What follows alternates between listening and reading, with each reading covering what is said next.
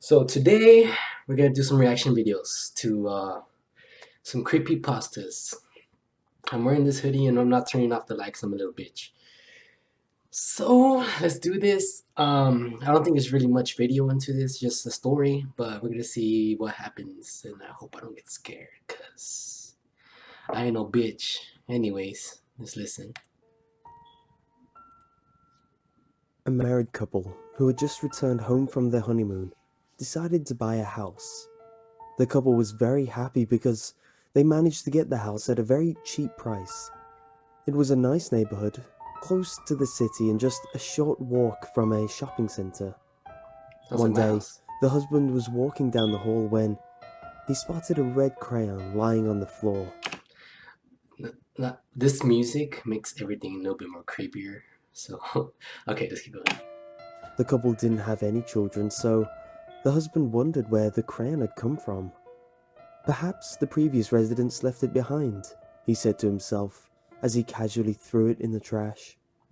The next day, the husband came home from work to find another red crayon lying in the exact same spot. Oh shit, I got the chills. He was very puzzled and decided to ask his wife about it. The wife grew pale in the face when he brought it up. She told him that every day since they moved into the house, I'm getting she had been chills. finding red crayons when she was cleaning.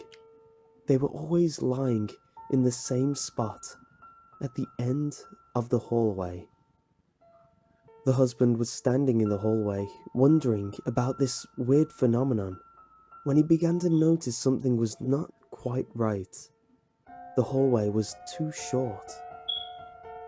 He tapped on the wall at the end of the hallway and heard a hollow sound. Curious, he began peeling off the wallpaper, despite the protests of his wife. Behind the wallpaper, they found a pair of sliding doors.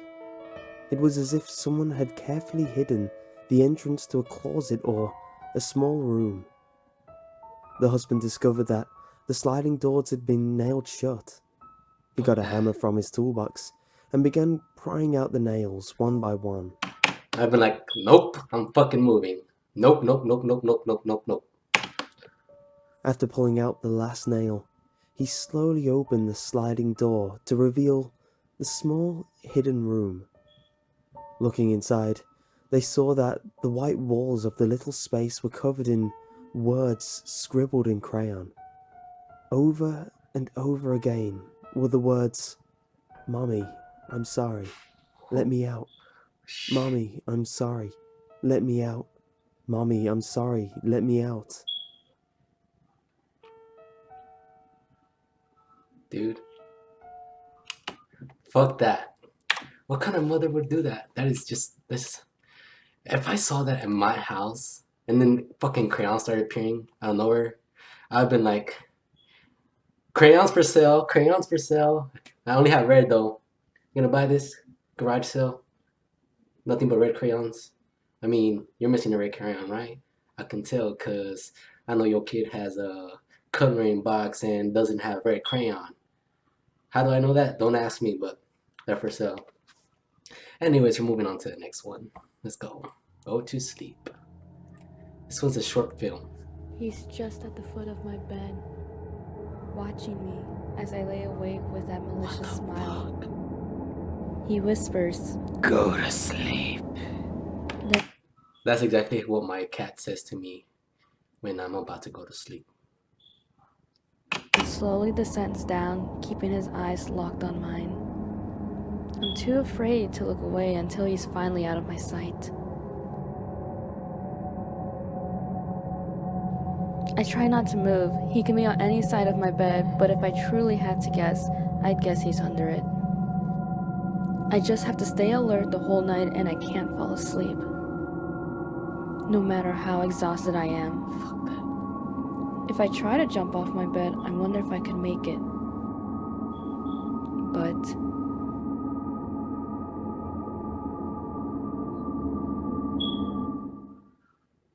Oh shit. Whew. Thought something was gonna pop out. You had me yelling.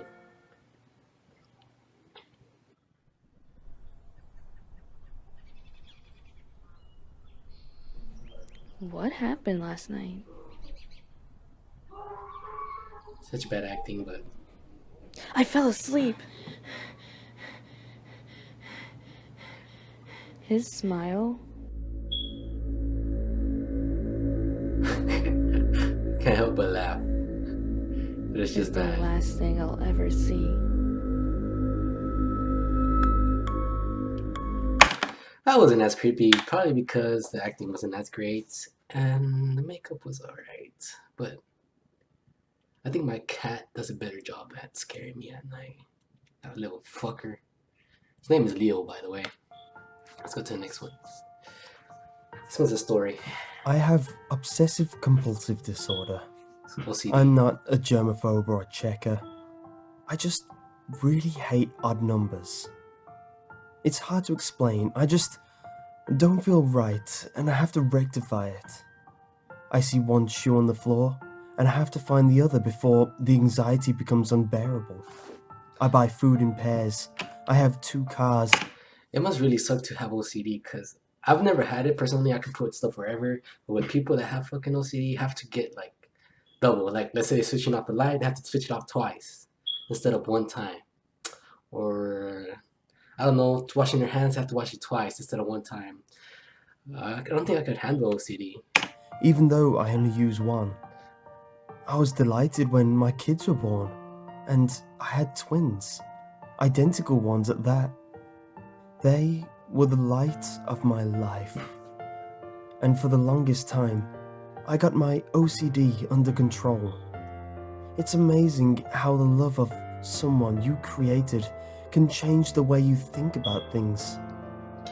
How silly I was to think something as arbitrary as odd numbers could rule my life. Thank God for the miracle of life. When my daughter, Sally, became sick with pneumonia, it sent me into depression. I watched as my sweet little child withered away. I sat in the chair next to her bed when the nurse came along and pulled a sheet over her face. Looking at the linen pulled taut over my daughter's face, my leg started jittering. A cold sweat gathered on my brow. I hate odd numbers. What do I do with the other one? Oh my god. No way. You know what he's gonna do, right? If you don't know what he's gonna do, leave it in the comments. I'll tell you what he's gonna do. Alright guys, this is the last one, stairs. I'm getting chills. Hopefully I can sleep tonight. Cause I ain't no bitch, you know. Alright. In 1984, there lived an old widow lady by herself in a 2-story house. When there's a little old lady by herself at a house, there's always something creepy, no matter what. Have you not seen Mama? And other movies like the old lady that lived in the shoe? That bitch was creepy. She was completely immobile and bound to her wheelchair. Ever since the mysterious death of her husband, she required the aid of a carer who would visit her daily to help her with her everyday tasks. What made it even more difficult was the fact that the 2 floors of the house were only connected by an old staircase inside. When the old lady needed to move between the 2, the carer would have to carry her frail body like an infant up and down the stairs. Like a baby. One day, the police received a call from a widow. There had been a murder. Ooh. Since police units were scarce at the time, the murderer had already fled the scene. Only one detective was sent out to conduct the initial crime scene. Of course, when you call the police and something's happening, they always show up like 30 minutes later. I remember when I used to call the police for my job. Let's say, I called the cops and they would show up like an hour later, like, "Oh, we're here. How can we help you?" Like, bitch, the person that left an hour ago, he's gone. I can't help you. So they just write down the description or whatever. Like, if it ever happens again, call us. I'm like, well, I guess you guys come faster, but what else can you do, right? Report. He arrived to see the carer's body, splayed out on the floor, with her vocal cords ripped out, Ooh.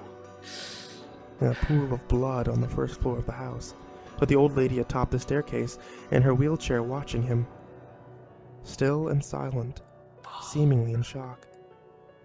He could immediately rule her out as a suspect due to her inability to move up and down the stairs, and because she was trapped up there the time the murder took place. It was similar to the death of her husband many years ago, who had suffocated in his sleep on the couch downstairs. The detective put on his gloves, took photos, swabbed for evidence, and covered the body until the coroner arrived later. All routine business. He scoped the house downstairs for any clues, then asked the old lady if he could look upstairs. She insisted that she was upstairs the whole time and that no one apart from That her bitch did it. had been up there That that day. bitch But regardless did of this, it. the detective ascended the stairs, to which she hesitantly moved aside. She ain't fucking crippled? No. Beyond the staircase, there was a narrow corridor, with 3 closed doors among it.